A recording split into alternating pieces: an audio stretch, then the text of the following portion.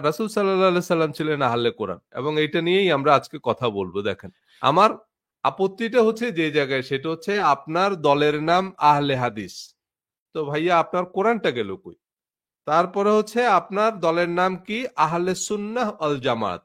তো কোরআন কোথায়? আপনি দলের নাম দেন আহলে কোরআন সুন্নাহ ওয়াল জামাত, তাহলে আমি আপনার সাথে আছি। এবং আমাদের শাইখুল হাদিসরা এই যে আহলে কোরআন শব্দটা, এটাকে গালি হিসাবে ব্যবহার করে। এইটা খুবই বিস্ময়কর ব্যাপার যে যারা হাদিস পড়েছেন তারা কিভাবে আহলে কোরআন শব্দটাকে গালি হিসাবে ব্যবহার করে। আহলে কোরআন ভার্সেস আহলে আবু জেহেল।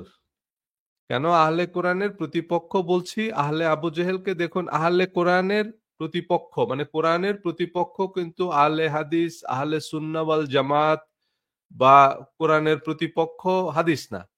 কোরআনের প্রতিপক্ষ হচ্ছে আবু জাহেলরা। কারণ রাসূল সাল্লাল্লাহু আলাইহি সাল্লাম যখন কোরআন প্রচার শুরু করলেন, তখন ওনার প্রধান বিরোধী দল ছিল আবু জাহেল গং। তো উনি যখন বললেন যে তোমরা আল্লাহর কিতাব অনুসরণ করো, তখন আবু জাহেলরা কিন্তু নাস্তিক ছিল না। আবু জাহেল সে সময়ের সবচেয়ে বড় ধর্মগুরু ছিল। হ্যাঁ, আবু জাহেলরা, আমাদের অনেকের ধারণা আবু জাহেলরা নাস্তিক ছিল। আবু জাহেলরা নাস্তিক ছিল না। আবু জাহেল সে সময়ের সবচেয়ে বড় ধর্মগুরু ছিল। আবু জাহেলরা নামাজ পড়তো, রোজা রাখতো, হজ করতো, তাওয়াফ করতো, ইতেকাফ করতো, সবই করতো। তাই না? সে সময়ের এই মক্কার মানুষরা বা যারা নবীজির বিরোধিতা করেছিল, আবু জাহাল, আবু লাহাব, এরা কিন্তু অত্যন্ত প্রতাপশালী ধর্মগুরু ছিল। এই এখন আমরা যাদেরকে দেখি আর কি, যে এখন আমাদের সমাজে যারা খুবই প্রভাবশালী ধর্মগুরু, এই আবু জাহেলরা ঠিক তাদের মতোই ধর্মগুরু ছিল। কিন্তু তাদের আপত্তিটা হচ্ছে যে তুমি ভাই কেমনে নবী হও? তুমি তো ভাই মাদ্রাসায় পড়নি, তুমি তো ভাই ওরকম কোনো অভিজাত পরিবারের না, তুমি তুমি কেমনে নবী হবা? নবী যদি আল্লাহ কাউকে বানায় তাহলে কত বড় বড় শায়ক আছে এখানে, তাদের মধ্যে থেকে কাউকে বানাইতো। এরা উচ্চ বংশ, এরা অনেক উচ্চ শিক্ষিত। তারপরে হচ্ছে নবীর সাথে প্রধান বিরোধটা যে জায়গায় ছিল সেটা হচ্ছে যে শুধু আল্লাহর কিতাব মানলে হবে না। শুধু আল্লাহর কিতাব মানলে হবে না, নবী রাসূলদের কথাও মানতে হবে। এইখানেই হচ্ছে মূলত দ্বন্দ্বটা। যে শুধু, কারণ রাসূল সাল্লাল্লাহু আলাইহি সাল্লাম ছিলেন আহলে কোরআন এবং এটা নিয়েই আমরা আজকে কথা বলবো। দেখেন, এই প্রসিদ্ধ হাদিসের কিতাব থেকে ৩টি প্রশ্নের উত্তর খুঁজবো। মানে প্রসিদ্ধতম বা বিশুদ্ধতম হাদিসের কিতাব হচ্ছে বুখারী শরীফ। তো সেখান থেকে আমরা একটু বোঝার চেষ্টা করব যে রাসূল সাল্লাল্লাহু আলাইহি সাল্লাম আসলে উম্মতের অনুসরণের জন্য কি রেখে গেলেন এবং উম্মতকে কি অনুসরণের নির্দেশ দিয়েছেন। তো সেসব ধর্মীয় উৎস অনুসরণের শর্ত এবং মূলনীতি কি হবে? কারণ সেসবের মধ্যে তো পরস্পর বিরোধী আহ, ধারণা আছে। যেমন ফিকহের মধ্যেও আপনি দেখবেন শিয়াদের ফিক আর সুন্নিদের ফিক আলাদা। তারপরে সুন্নিদের মধ্যেও আবার ভিন্ন ভিন্ন মাযহাব আছে। তো এখন এর মধ্যে আমরা কোনটা মানব, বা সেই সব ধর্মীয় উৎস অনুসরণের শর্ত কি হবে, মূলনীতি কি হবে? এছাড়া আমরা দেখি যে কোরআনের সাথে সাংঘর্ষিক অনেক বিধান আছে। সেসব বিষয়ে আসলে হাদিসের নির্দেশনাটা কি? তো আমরা হাদিস থেকে বোঝার চেষ্টা করব যে হাদিস আমাদেরকে কি বলে। এখন আমরা আমাদেরকে হাদিস না বলে বিভিন্ন হুজুররা ফাতুয়া দেয়। অমুক হুজুর ফাতুয়া দিল আহলে কোরআনরা কাফের, এবং সেই ফতোয়া এত বেশি ভিউ হচ্ছে, একজন আহলে কোরআনকে তুলোধনা করা হচ্ছে, একজন আহলে কোরআনকে একেবারে নাস্তানাবুদ করে দেয়া হলো, সেই ভিডিও মিলিয়ন মিলিয়ন ভিউ হচ্ছে। মানে আহলে কোরআনরা পরাজিত হয়েছে ইত্যাদি ইত্যাদি। হাদিস না মানলে আপনাকে কি কুত্তার গোস্ত খাইতে হবে ইত্যাদি ইত্যাদি, কত কিছু আমরা দেখি ফেসবুকে। দেখুন, কেউ কোরআন অনুসরণ করা মানে হাদিস অস্বীকার করা না। বা আমি শুনিনি কাউকে যে হাদিসগুলো নিয়ে কথা উঠতেছে, and কারা কি বিশ্বাস করবে। অনেকে তো কোরআন কি অস্বীকার করে বা অনেকে কোরআন কি ধর্মগ্রন্থ মনে করে না, সেইটা তো তার বিষয়। এই প্রশ্নগুলো যারা করতেছে বা এই ধরনের কথা বললেই তাদেরকে আহলে কোরআন ট্যাগ লাগিয়ে দেওয়া হচ্ছে। এবং আমাদের শাইখুল হাদিসরা এই যে আহলে কোরআন শব্দটা, এটাকে গালি হিসাবে ব্যবহার করে। এইটা খুবই বিস্ময়কর ব্যাপার যে যারা হাদিস পড়েছেন তারা কিভাবে আহলে কোরআন শব্দটাকে গালি হিসেবে ব্যবহার করে।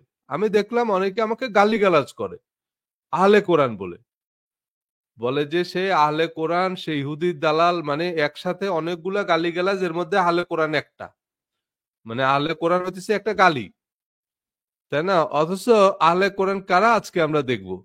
আহলে কোরআনদের সাথে তারা বিজয়ী হয়েছে। আহলে কোরআনের সাথে বিজয়ী মানে যুদ্ধ করছে হলো আহলে কোরআনের বিরুদ্ধে আবু জাহেলরা, তাই না? তো আমরা একটু একটু পরে দেখবো সেগুলো হাদিসের কিতাবেই আছে। কোরআন থেকে বললে তো আবার বলবে যে ওনারা হাদিস মানেন, এই জন্য আমি হাদিস থেকে বলবো। তো দেখুন, এখানে কোরআনের একটা আয়াত বলেনি।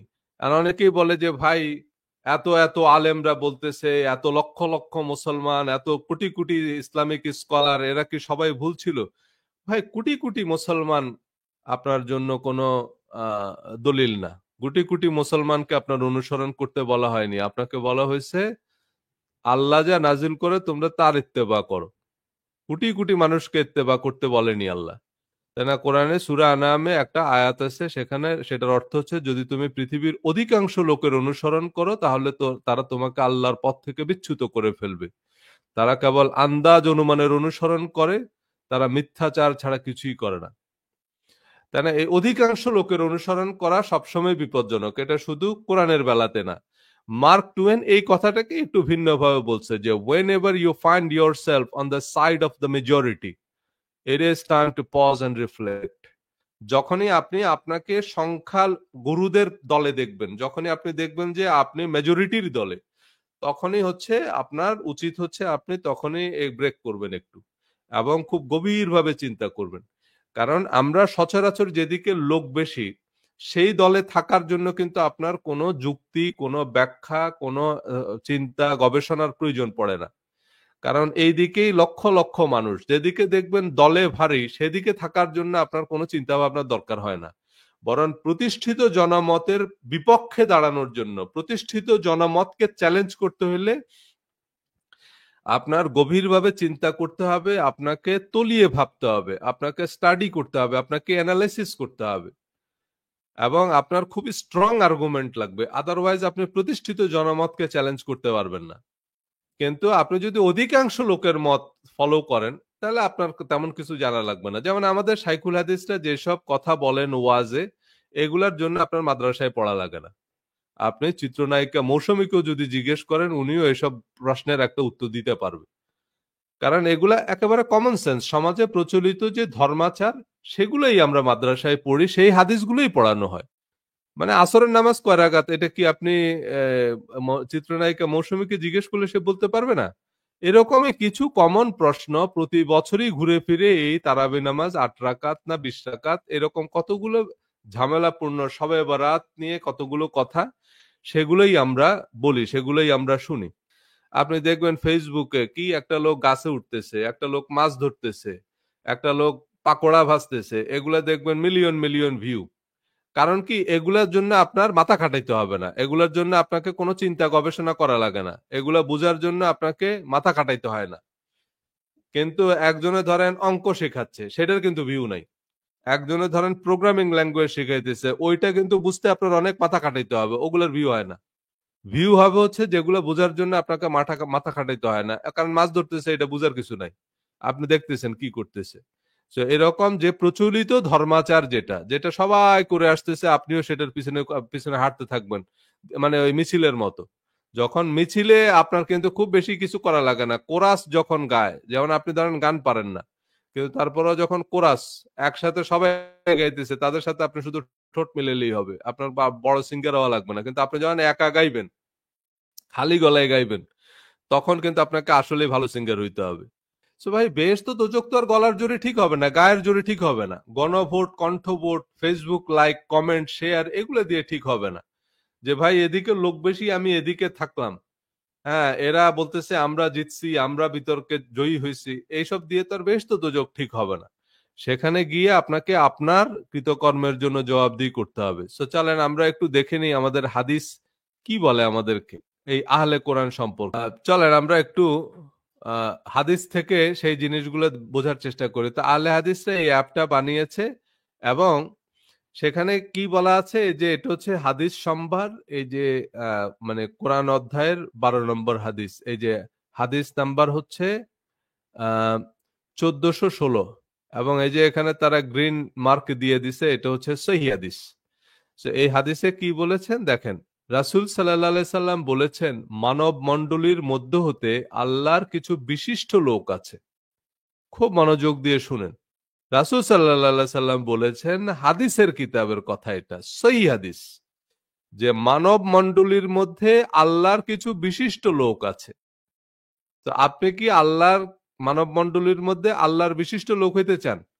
এই আহলে কোরআন, এবং এখানে আবার এই ব্যাখ্যা করে দেয়া আছে, এবং এইটা ব্র্যাকেটে কিন্তু আমি লাগাইনি, এটা ওই যে ওনাদের যে অ্যাপ সেখানে ব্র্যাকেটে দেয়া আছে।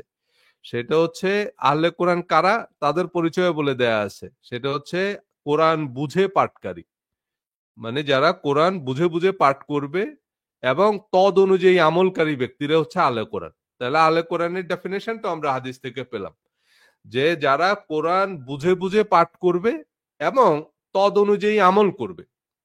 কদ অনুযায়ী? কোরআন অনুযায়ী। কোরআন বুঝে বুঝে পাঠ করবে এবং কোরআন অনুযায়ী যারা আমল করবে তারা হচ্ছে আহলে কোরআন। এবং এদেরকে রাসূল সাল্লাল্লাহু আলাইহি সাল্লাম বলছেন যে এই আহলে কোরআনরা হচ্ছে আল্লাহর বিশেষ এবং খাস লোক, মানে স্পেশাল। এরা পুরা মানব মণ্ডলীর মধ্যে, শুধু মুসলমানদের মধ্যে না, মানব মণ্ডলীর মধ্যে আল্লাহর কিছু বিশিষ্ট লোক আছে, তারা হচ্ছে আহলে কোরআন। এটা হাদিসের কথা, এটা মুসনাদ আহমদে আছে, নাসাইতে আছে, বাইহাকিতে আছে এই হাদিসটা। তো এর পরের হাদিস চলেন দেখি, যে একটা হাদিস তো এরকম থাকতেই পারে, আরো হাদিস দেখেন। এটা হচ্ছে হাদিস সম্ভারের হাদিস নম্বর 1414। কোরআন পাঠের যে ফজিলত সেখানে বলা হয়েছে যে কেয়ামতের দিন কোরআনকে হাজির করা হবে। কেয়ামতের দিন কোরআনকে হাজির করা হবে, বুখারী শরীফকে হাজির করা হবে না, এমন দাবি ইমাম বুখারীও করেননি, তাই না? কোরআন কেয়ামতের দিন কাকে হাজির করা হবে? কোরআনকে হাজির করা হবে, এবং আহলে কোরআনকেও। আহলে কোরআন কারা? আগের হাদিসে বলা হয়েছে আহলে কোরআন হচ্ছে যারা কোরআন বুঝে বুঝে পাঠ করে এবং কোরআন অনুযায়ী আমল করে। আমল করা মানে হচ্ছে কাজ করা, মানে আপনি আপনার কর্মকাণ্ড হইতে হবে কোরআন কেন্দ্রিক, কোরআন অনুযায়ী, যারা কোরআন মোতাবেক। এবং এই যে এখানেও আবার বলা আছে আহলে কোরআন কেউ বলে, আবার এই যে এটা আমি লাগাইনি কিন্তু এই কথাগুলো, আমি জাস্ট এটাকে একটু বড় করে দিলাম যাতে আপনাদের বুঝতে সুবিধা হয়, পড়তে সুবিধা হয় আর কি। এটা হাদিসের যে নাম্বার দেয়া আছে, আপনারা আপনাদের নিজেদের মোবাইলে সেই অ্যাপে চেক করে দেখবেন, কারণ অন্য আহ, প্রকাশনীর হাদিসের কিতাবে এই সিরিয়াল মিলবে না। অনেকে মাঝে মাঝে বলে, আপনি যে বলেন মুসলিম শরীফের এত নম্বর হাদিস, আমি তো মুসলিম শরীফে গিয়ে খুঁজে পাই না। আপনি মুসলিম শরীফ এক প্রকাশনের মুসলিম শরীফের হাদিস আরেক প্রকাশনের মুসলিম শরীফে গিয়ে দেখবেন সিরিয়াল মিলে না। হাদিসের মধ্যে প্রচুর গরমিল আছে, এবং কারণ এগুলা মানুষ পরবর্তীতে সংগ্রহ করছে, এবং এগুলা এমনকি এই যে বোখারি শরীফ, এটা ইমাম বোখারির জীবদ্দশায় লেখা হয়নি, এটা ইমাম বোখারি মারা যাওয়ার বহু বছর পরে লেখা হয়েছে, প্রায় 700 বছর পরে লেখা হয়েছে। সো সেই বোখারি শরীফের মধ্যেও প্রচুর গড়মিল আছে। বোখারি শরীফে আপনি এক প্রকাশনের বোখারি শরীফ আরেক প্রকাশনের বোখারি শরীফের সাথে মিলে না। সো এখানে এই জন্য আমি এই অ্যাপ থেকে দিচ্ছি, কারণ তাতে আপনাদের সবার বোখারি শরীফ কেনা লাগবে না, কারণ অনেকে দেশের বাইরে আছেন, তাদের পক্ষে এখন হাদিসের এসব কিতাব কেনা কঠিন, বা এক একজনের বাড়িতে এক এক প্রকাশনের বোখারি শরীফ আছে, সে কারণে আমি এই অ্যাপটার রেফারেন্স দিই। সো এখানে দেখেন আহলে কোরআন মানে হচ্ছে যারা কোরআন মোতাবেক আমল করত, এবং এদেরকে কিয়ামতের দিন ডাকা হবে দুই পক্ষকে, উভয়ই তাদের সপক্ষে পরিত্রাণের জন্য আল্লাহর নিকট হুজ্জত করবে। এটা সহিহ মুসলিমের হাদিস। সহিহ মুসলিমের হাদিস মানে এটা বিশুদ্ধতম একটা হাদিস গ্রন্থ, সহিহ মুসলিম। তো এখানে সহিহ মুসলিমে হাদিসটা আছে হলো 1912 নম্বর হাদিস। তো সেখানে বলা হচ্ছে যে কেয়ামতের দিন কোরআনকে হাজির করা হবে এবং আহলে কোরআনকে। তাহলে উভয় পরস্পরের সপক্ষে, মানে পরিত্রাণের জন্য আল্লাহর নিকট হুজরত করবে, মানে আপনি যদি কোরআন বুঝে বুঝে পাঠ করেন এবং কোরআন অনুযায়ী যদি আমল করেন, অর্থাৎ আপনি যদি আহলে কোরআন হন, তাহলে কোরআন আপনার জন্য সুপারিশ করবে। আল্লাহর কাছে কোরআনকে সুপারিশ করার পারমিশন দেওয়া হবে অ্যাকর্ডিং টু হাদিস।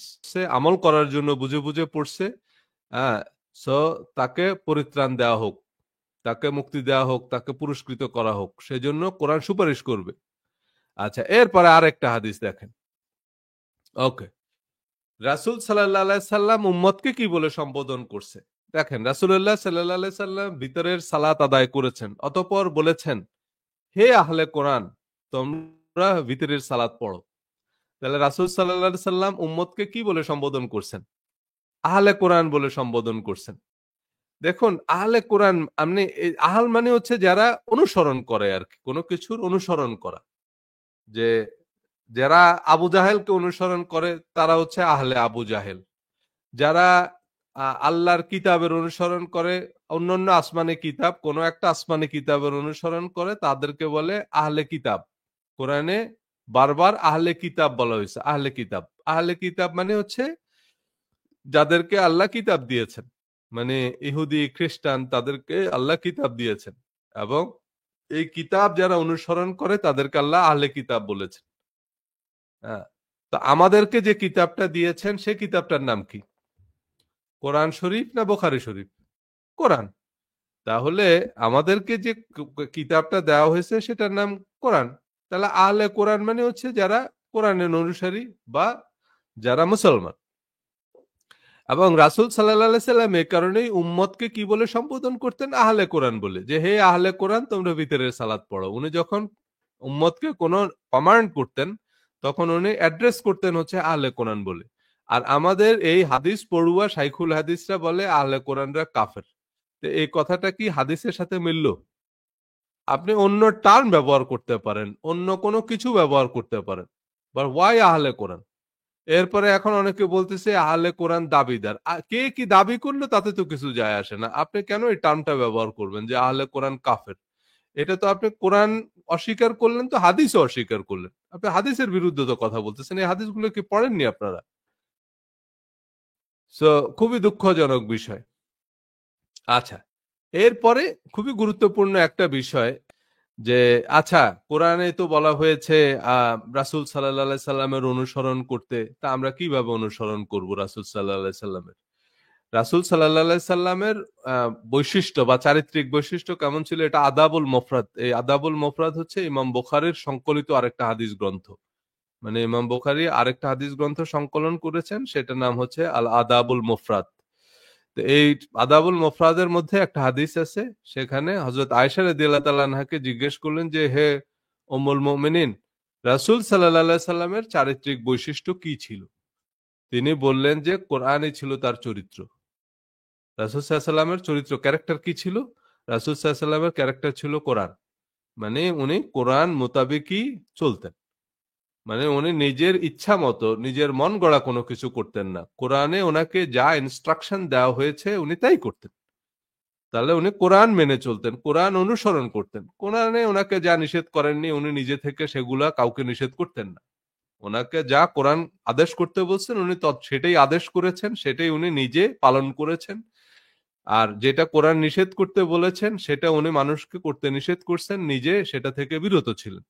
যে হাদিসে এই যে টার্মটা, একবারে এক্স্যাক্টলি এই টার্মটাই ব্যবহার করা হয়েছে। রাসূল সাল্লাল্লাহু আলাইহি সাল্লাম আমাদেরকে আহলে কোরআন বলেই অনুসরণ করেছেন এবং এই টার্মটা কোরআনিকও। কারণ কোরআনে যেহেতু অন্যান্য কিতাবের অনুসরণকারীদেরকে আহলে কিতাব বলা হয়েছে, আমাদেরকে আল্লাহ বলেছেন যে তোমরা কোরআন অনুসরণ করো। কোরআন কি আল্লাহ বলেছে, যালিকাল কিতাব লা রাইবা ফি হুদাল লিল মুত্তাকিন। এই যে হুদা, হুদা মানে কি? হুদা মানে হচ্ছে পথ প্রদর্শক, পথ নির্দেশনা, হেদায়া বা গাইডেন্স। তাই না? আপনি যখন কোনো একটা নতুন জায়গায় যাবেন তখন আপনি সেখানে কি করবেন? একজন গাইড নিবেন বা একটা ম্যাপ বা একটা জিপিএস থাকবে যে আপনাকে রাস্তা দেখাবে। So turn by turn GPS রাস্তা দেখা দিচ্ছে যে আপনি এবার এখানে লেফট টার্ন নেন, এখানে রাইট টার্ন নেন, এভাবে করে রাস্তা দেখিয়ে দেখিয়ে জিপিএস আপনাকে আপনার গন্তব্যে নিয়ে যাচ্ছে। তাহলে এই কোরআনটা হচ্ছে আপনার জন্য জিপিএস। দুনিয়ায় আপনি কি করবেন, কি করবেন না, কি কি করলে আপনি দুনিয়ায় সফল হবেন, কি কি করলে পরে আপনি আখেরাতে সফল হবেন, এগুলো কোরআনে বলে দেয়া আছে। এবং এইটাই রাসূল সাল্লাল্লাহু আলাইহি সাল্লাম পালন করেছেন এবং এটাই রাসূল সাল্লাল্লাহু আলাইহি সাল্লামের সাহাবীরা পালন করেছে এবং এই কোরআন অনুসরণ করেই সাহাবীরা পুরা পৃথিবীতে আধিপত্য করেছে। মানে কোরআন নাজিলের ২০ বছরের মধ্যে মুসলমানরা সারা পৃথিবী জয় করছে। ওয়ার্ল্ড হেজিমন মানে এখন যেরকম আমেরিকা সারা পৃথিবীর নেতৃস্থানীয় একটা নেশন, ঠিক একই রকম ভাবে মুসলমানরা একসময় গ্লোবাল হেজিমন ছিল। পৃথিবীতে নেতৃত্ব দিয়েছিল, পৃথিবীতে কর্তৃত্ব করেছে মুসলমানরা। এবং সেই সময়কাল পর্যন্ত পৃথিবীতে শুধু কোরআনই ছিল। এসব হাদিসের কিতাবের আবির্ভাব কবে হয়েছে আমরা পরবর্তী পর্বগুলোতে দেখব। যখন আমি এটা ক্লিয়ার করলাম যে না, কোরআনের সাথে সাংঘর্ষিক যে হাদিসগুলো সেগুলো নিয়েই আমরা প্রশ্ন তুলতেছি, এবং আমরা কোরআনের সাথে সম্পর্কিত যে হাদিসগুলো, আপনাকে আগে কোরআনের আয়াত বলতে হবে। কোরআনের আয়াত বলে তারপরে আপনি বলবেন যে এই প্রসঙ্গে বুখারী শরীফে একটি হাদিস আছে। হ্যাঁ, সেটা কোরআনের ব্যাখ্যা হতে পারে, সেটা কোরআনের বিশ্লেষণ হতে পারে। সেই প্রসঙ্গে একটা হাদিস থাকতে পারে, সেই প্রসঙ্গে ইতিহাসও একটা বর্ণনা থাকতে পারে, কারণ আমরা তো ইসলামের ইতিহাস থেকে অনেক কিছু জানতে পারি। আমরা জানি খোলাফায়ে রাশিদিনের অনেক কিছু তো আমরা ইসলামের ইতিহাস থেকে জানি। তো সেই জিনিসগুলো আমরা জানবো। তো যখনই এটা ক্লিয়ার করলাম তখনই তারা বললো যে না, কোরআনের সাথে সাংঘর্ষিক যে হাদিস সেগুলোই তো আমাদেরকে সবার আগে মানতে হবে। কারণ আমাদের এই জন্যই তো বললাম যে আমাদের যে ধর্ম চর্চা সেটার সাথে তো কোরআনের খুব একটা সম্পর্ক নাই। তো কোরআনের বিপরীত বা কোরআনের সাথে সাংঘর্ষিক এই ধর্ম চর্চার প্রচলনটা কোত্থেকে আসলো? সেটা আসছে কোরআনের সাথে সাংঘর্ষিক হাদিসগুলোর মাধ্যমে। সেগুলো যদি আমরা বাদ দিই তাহলেও আমাদের অনেক রিচুয়ালস টিকে না। সেই জন্যই আমরা জোর জবরদস্তি করা শুরু করতেছি যে না, কোরআনের সাথে সঙ্গতিপূর্ণ হাদিস মানলে হবে না, যেগুলো কোরআনের সাথে সাংঘর্ষিক সেগুলো মানতে হবে। কিন্তু সেগুলো যে রাসূল সাল্লাল্লাহু আলাইহি ওয়াসাল্লাম মানতে বলেননি বা কোরআনের সাথে সাংঘর্ষিক কোনো কিছু যে রাসূল সাল্লাল্লাহু আলাইহি ওয়াসাল্লাম করতে পারেন না, এটা তো একবারে প্রিটি কমন সেন্স। মানে একজন মানুষ যদি অন্ধ বধির না হয় তাহলে এটা না বুঝতে পারার তো কোনো যৌক্তিক কারণ নাই। তো আপনারা যারা ফেসবুক এবং ইউটিউবে দেখছেন এই চ্যানেলগুলো সাবস্ক্রাইব করে রাখবেন। ধন্যবাদ সবাইকে। জি, আসসালামু আলাইকুম।